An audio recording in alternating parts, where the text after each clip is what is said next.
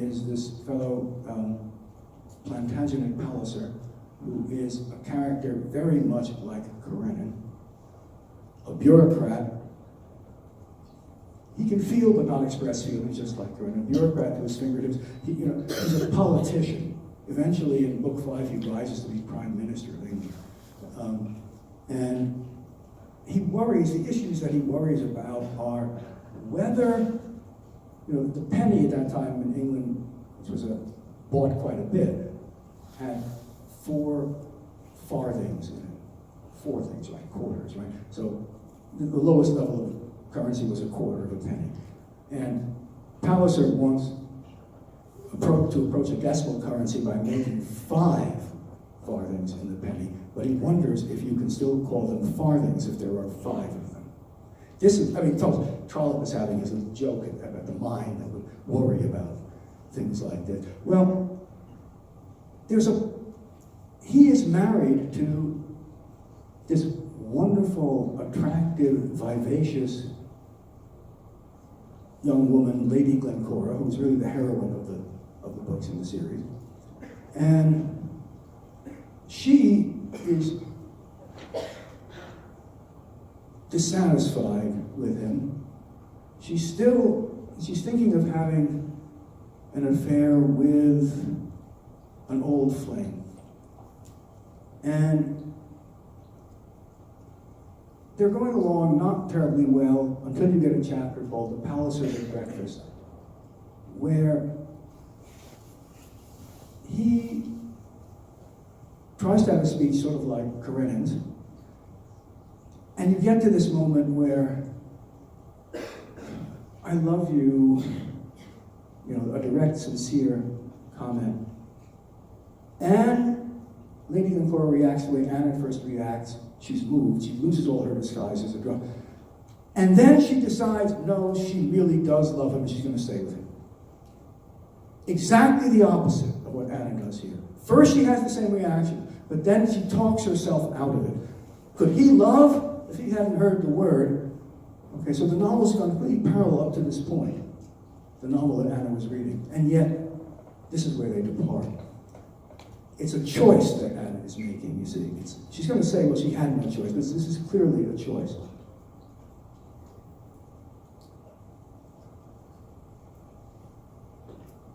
Chapter 10. You'll notice that chapter 10 is very short. It is 1 paragraph. From that time on, a new life began for Alexei Alexandrovich and for his wife. Nothing special happened. It's when nothing special happens that a whole new life can begin, because life is about the moments when nothing is special. The tone of your marriage or friendship is set at the moments when nothing special is happening, you see? Only Tolstoy would do this. He gives you non-incidents. Anna went out into society, she'd always done this, particularly often the Princess Betsy's, and met Vronsky everywhere. Alexei Alexandrovich saw this but could do nothing. All his efforts to draw her into open discussion, she confronted with a barrier that he could not penetrate, made up of a sort of amused perplexity. Outwardly, everything was the same, but their inner relations were completely changed. Alexei Alexandrovich, a man of great power in the world of politics, felt himself helpless in this. Like an ox, with his head bent submissively, he waited the blow of the axe which he felt was raised over him. Every time he began to think about it, he felt that he must try once more, that by kindness, tenderness, and persuasion, there was still hope of saving her, or bringing her back to herself. And every day he prepared to talk to her. But every time he began talking to her, he felt that the spirit of evil and deceit which had taken possession of her had possession of him too. And he talked to her in a tone quite unlike that in which he had meant to. Involuntarily, he talked to her in his habitual tone of jeering, as if he were ridiculing anyone who would say what he was saying. Well, here I am, your tender spouse. Remember that sort of thing. And in that tone, it was impossible to say what needed to be said to her. And so Tolstoy gives you, this is a long period of time. I don't have to give you all, because nothing special happens. But this sort of thing is happening all the time, and this is what matters. This is what characterizes a marriage or a relationship, okay? And it has completely changed. Okay. We now go to a really important section. This is the first time this theme is going to appear, but you're going to see. I'm going to talk about in much greater detail than just what's here, because it's going to keep coming back, and I'm going to give you the guideline for how to see it. It happens with leaven in the countryside. If you're to page 177.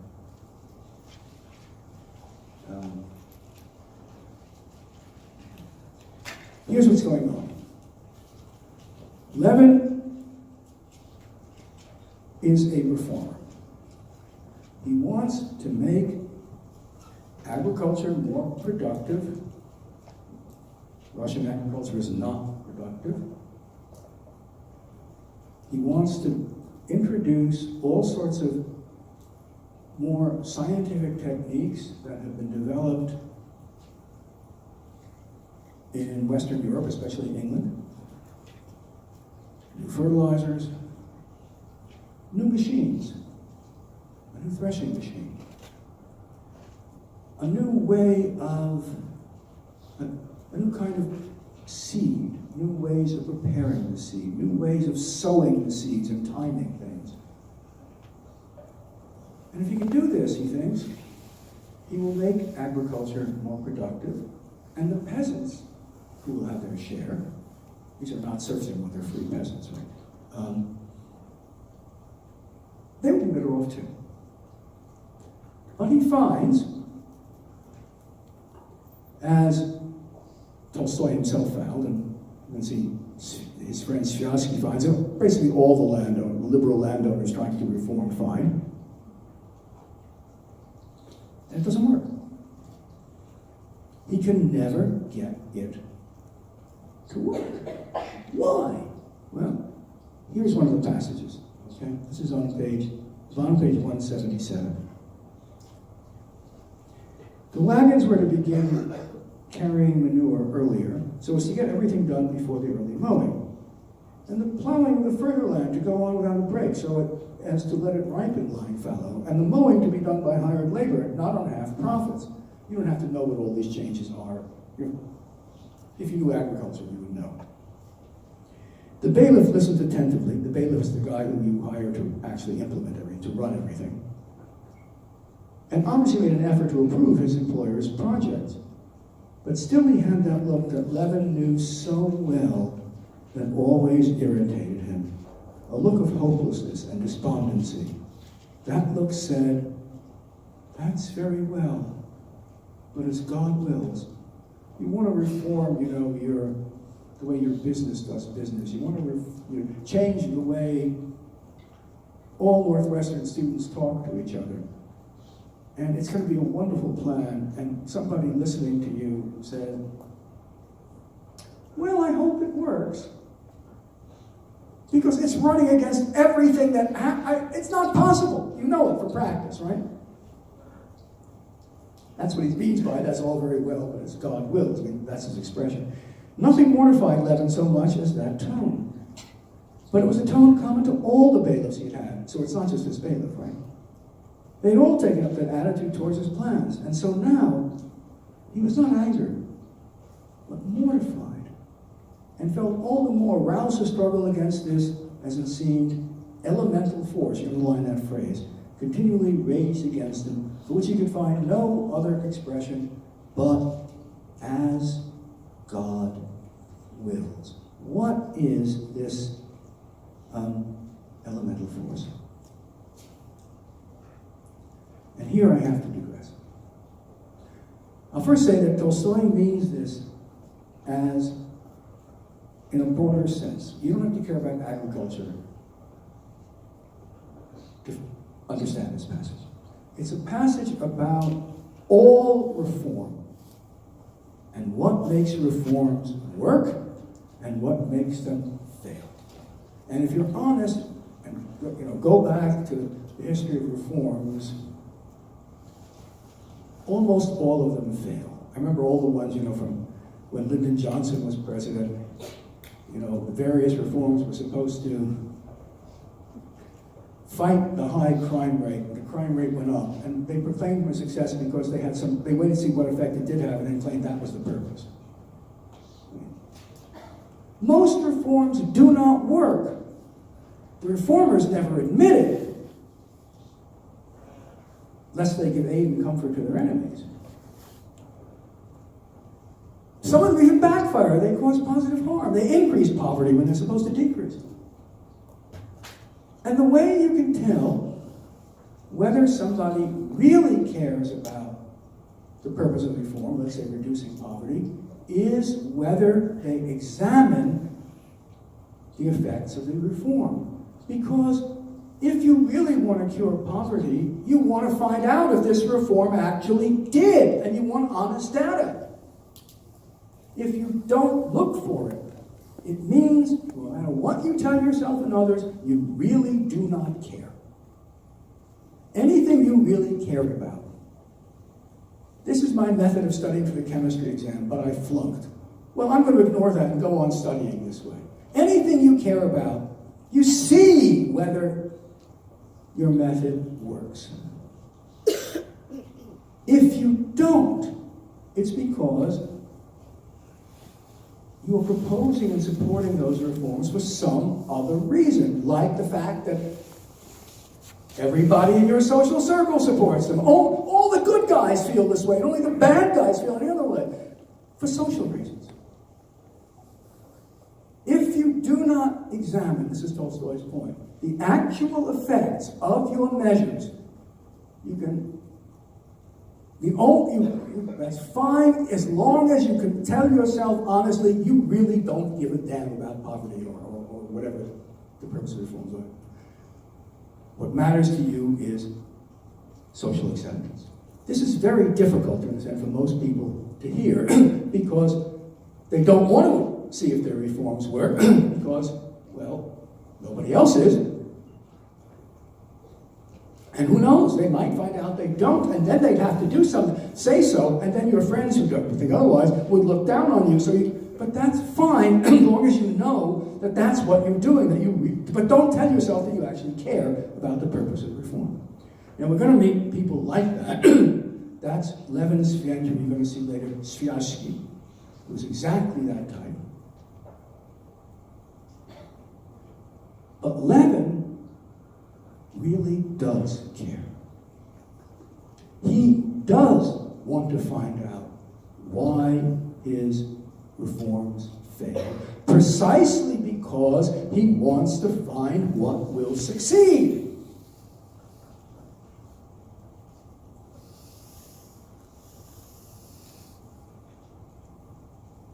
Stransky will not do that. Stransky keeps doing the same old things, and you'll see he has an array of excuses for it. Levin actually manages to find out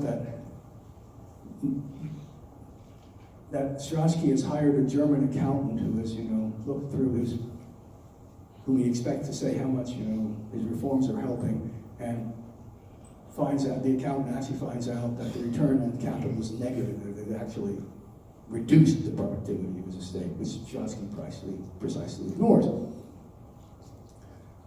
Why do reforms fail? What is this elemental force? Well, let's ask it a different way. If there's a theory, this has worked in England. It's scientific. Let's just apply it. Most of the attempts to make third world countries more productive by this method, you have the proper economic theory, you know how to arrange things economically, you know what the proper fertilizer and soil are, and so you go to all these countries Morty Shapiro will tell you he was involved in trying to do this in Egypt and it failed totally. You go to one country after another, Well, they're all the same. I mean, science is the same whether you're from Togo or Egypt, right? And you apply these scientific methods. One size fits all because, the law of gravity doesn't change depending on whether you're from Togo or Egypt or wherever, right? And it doesn't work.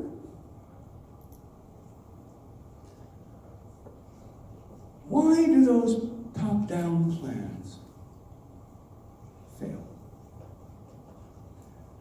For that, the Soviet Union was based on the notion that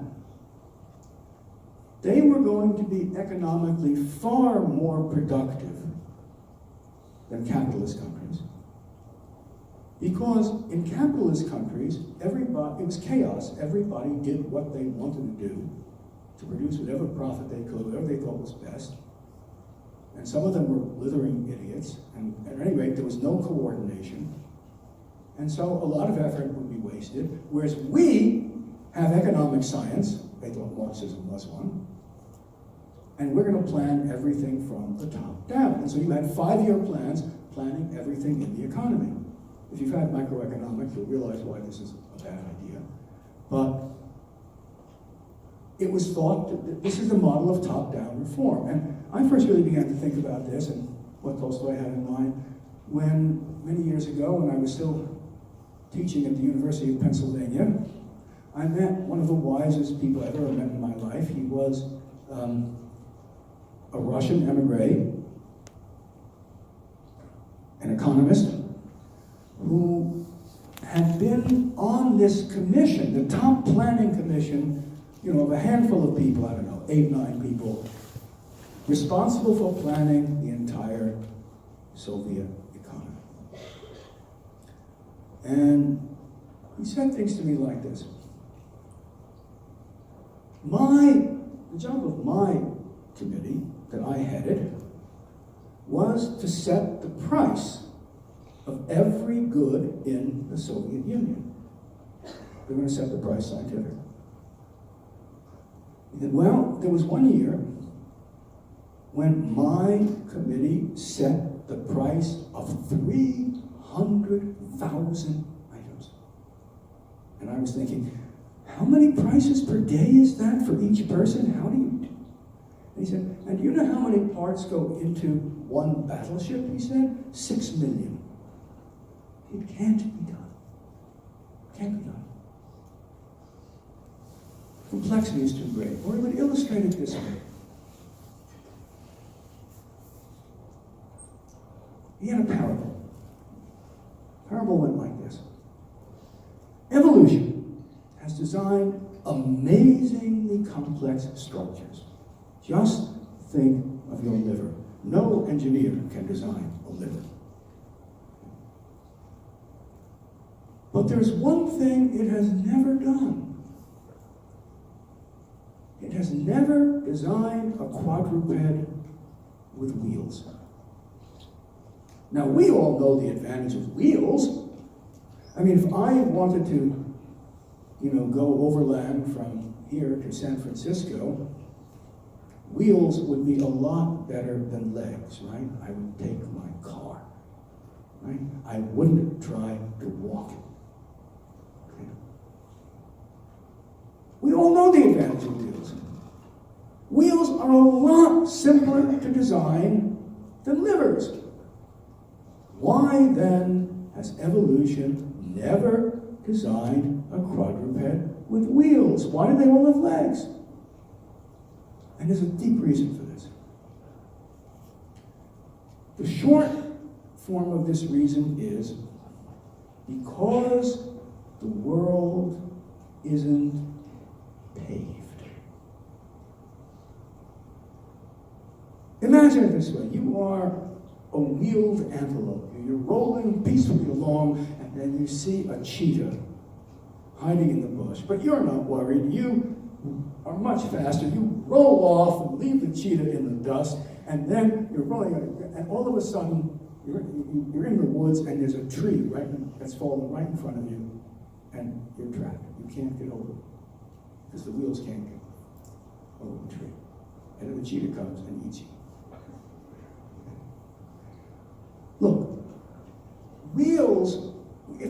world were predictable, like a highway from here to California, always smooth, no trees falling in the no. I mean, there may be potholes, but my God, they're not like you're not falling off cliffs.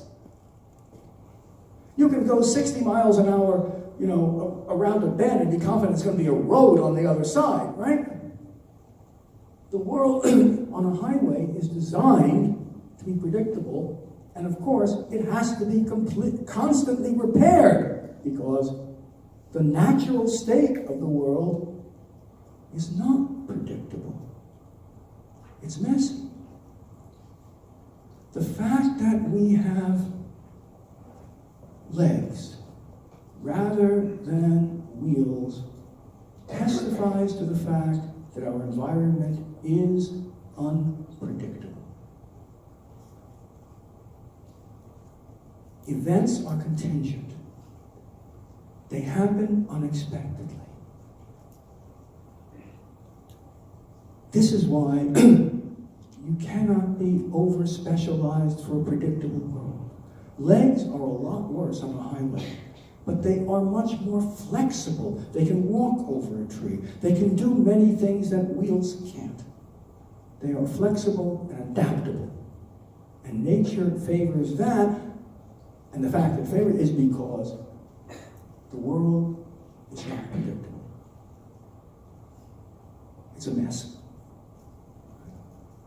And here now I'll give you another parable. You know that when you clean up your room, you spend a lot of effort to clean up your room, that is, if you ever do.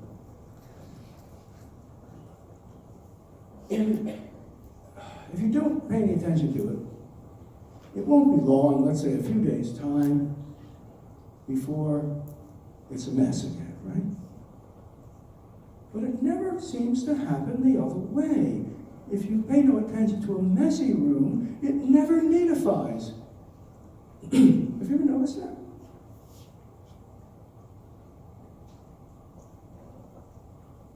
It only goes one way. And that's because the natural state of the world is mess. Order takes work. Theories think that the world is naturally ordered. Do you understand? And that's true in some circumstances. Simple theories do work in astronomy. Newton's laws are very simple, describing many complex things, right? I mean, the reason that Newton and Galileo were such geniuses, they took all these hundreds of thousands of phenomena and reduced it to a few simple laws. But in the social world, it doesn't work that way. In the world of nature, society, and culture, much less your own head, there are no simple laws. Behind every, 100 phenomena that in astronomy might reduce to 3 laws, if you look closely, you'll find not 100, but 10,000 factors causing them. And behind them, 100,000 factors behind them, it gets more and more complex. The world is fundamentally messy. And the problem of all hard attempts at a hard social science is that they are modeling knowledge on Newton's laws and trying to apply it to a world that's fundamentally different, that is unpredictable by its nature and messy. My friend liked to, put it this way: if the world were predictable, he said, envelopes would have wheels and socialism would have worked. Well, it's a fundamental misperception of the world. Well, Levin is trying to reform agriculture by using a template, a single theory or model, imported, let us say, from England. And when he tries to apply it to Russia, or Morty and his group trying to apply general economic laws to Egypt. Doesn't work. What happens? Well, somehow one of the peasants operating the threshing machine accidentally lets a bolt fall into it and ruins it. Those New English seed oats get scorched, is the euphemism. That is totally ruined. And Levin knows it's not because the peasants are trying to sabotage reforms. That would be too simple. See, that's a conspiracy theorist. Aha, it doesn't work, sabotage. It's the natural state of things. Things work. But in that is not true. The peasants don't want to sabotage it. But somehow it always fails. That threshing machine gets a bolt thrown into it. Why? Well, here's the brief explanation. Most of what you do in life, most of the tasks you perform by habit without paying attention to them. Look, think about how you learn to walk. You have to pay a lot of attention. When you learn to drive, you have to pay enormous attention. But once you had mastered it, it became habit. You don't think about how you walk. And maybe you've had the experience I have of, going to a different place than I usually go to in the morning, but driving to work instead of the doctor, and only realizing when I get there, wait a minute, I wasn't supposed to go here. Well, I've been driving by habit. I wasn't unconscious or would have gotten to an accident. No. But I was using the minimum of attention. And the reason for that is that attention is a very limited resource. And we develop habits so that we don't have to pay attention to things. If you have to pay attention to how you're making every step, that's all you could do. So when you learn something, it becomes habitual. And your habits, there's more than one way to do something. Nobody walks in the same way. That's why you can tell people by their walk. Right? Most of your habits are, have their idiosyncrasies about them. Here, look.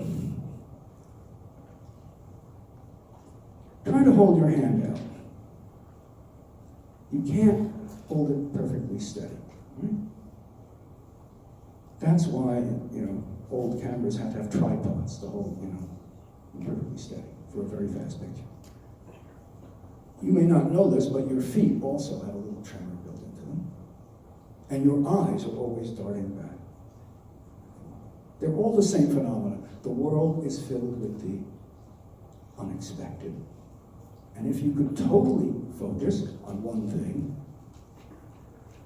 you wouldn't notice some cheetah coming to get you, and you die. You have a tremor about being, it's a built-in habit, so to speak, of always scanning. You're scanning the environment. That's why you've got these tremors in your eyes, because of the unexpected. Well, habit is sort of that biologically built-in habit. Cultures are also arrays of habits. The habits of doing things in England are not the same as the habits in Russia or France. Most of what you do when you're working is like my driving. You're doing it by habit and not paying any particular attention. And if a machine is going to work, it better work when you're not paying any particular attention. Look, years ago, and people have ever noticed that you cannot take your car out of gear unless your foot's on the brake? The reason for that is that years ago, there was a car, I think it was the Audi, that when cars didn't have this, people in the gear would jump forward and maybe get into an accident. And Audi replied that really, it's perfectly safe. The car's perfectly safe. All you have to do is always be paying attention. which a driver should anyway, right? Well, they might as well have said all you have to do is float 3 feet into the air, because your mind wanders the way your eyes wander. You cannot pay constant attention. It's not possible. Look, even in the most riveting experiences of your life, like having sex or listening to one of my lectures, I get a laugh in that every year. Even in the most riveting experience of your life, your mind will wander.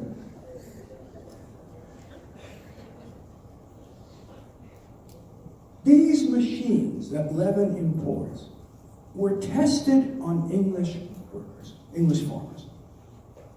And given their habits, they kept the ones that broke. Well, why did it break? Well, let's adjust it so it doesn't break next time when the guy does this stupid thing. And they finally got it so that it would work with the habits of English workers. But Russian workers don't have this. That's why cultures differ. That's what it means to have cultural difference. And so, the machines that work in England may not work in Russia, because what a Russian does when his mind wanders may not be the same thing and may be dangerous.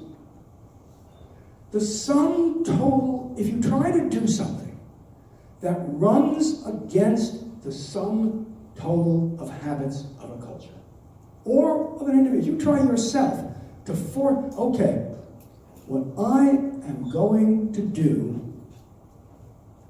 is always, absolutely always, start walking with my left foot. You won't be able to do it. Force you out listen, it's hard enough, to keep on a diet, only to eat the right things, and you have to choose each time you do that. Your habits govern you. And if something isn't going to work when your mind wanders and habit takes over, that's what happens when your mind wanders. Remember, for Steve, that's how he wound up with that foolish smile. He wasn't thinking about what he looked like. Your default setting, what you do, well, if that's going to break a machine, that will break a machine. Russian machines, I'm saying if there were any Russian machines, would probably not work in England. Russians never invent anything. Try to think of a Russian invention. The only thing that they can make better than other people or as well is military equipment. Okay, they're really good at that. They don't seem to be able to do anything else.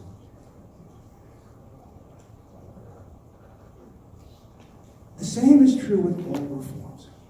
This is why you can't say, well,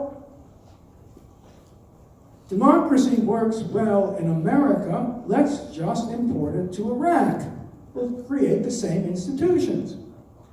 It may be well-intentioned, but it's not going to work. Well, and people try thousands of times to say, this is how we farm well in Kansas, let's just do it in Ethiopia. Produce complete disaster. People just didn't behave the same. You have to take culture into account. And this is one of the reasons why. Because most of what you do by habit, and culture is the subset of habits. Well, Levin will have to learn, and this is why reforms fail. The next question, the elemental force, is the sum total of habits. Okay, if you try to run against the elemental force, you will always fail. If you try to, if you have a way of changing people, well, it's very simple. We'll all always be polite to each other, and then everything will be good in life, right? Very simple. Just always be polite. You try it. If that's simple, somebody would have done it already. right? The elemental force is this, whatever is those sum total of habits. It behaves like one force, but it's not. It's just 100,000 separate things. That's why you can't root them out with one single reform, right? If you think, oh, well, there's only one cause of all the evil, let's say private property or something, well, we just get rid of that. But there's not. There are 100 million causes. That's what a culture is. That's what human nature is, involves it. And you can't get rid of all of them. That's why you can't remake your personality overnight. If you want to make yourself a better person, you have to do it by changing one habit at a time. So you pick the one that you know you can change, it's not impossible, and yet would make a difference if you did, and then you'll become a slightly different person, and then you see what habit will work then, because you're slightly different. It may not be the same one you thought, and you can bit by bit make yourself a better person. But you can't do everything at once because you'll run up against the elemental force of your personality. And that is also true with all attempts to change complex things like society. Right? You have to understand where you're going to face the elemental force. Well, Levin begins to understand this, and his next question is, okay, if simply borrowing models from England or applying general theories doesn't work, should I give up hope, or is there a way that I can make changes that will work? Is there a way, speaking more generally, that you can institute reforms that will work? And the answer is yes. But that's what he still has to find. Now he's learning what doesn't work. He will be always on the lookout, and he will find a better way that will work. Okay, so that's what we'll come to.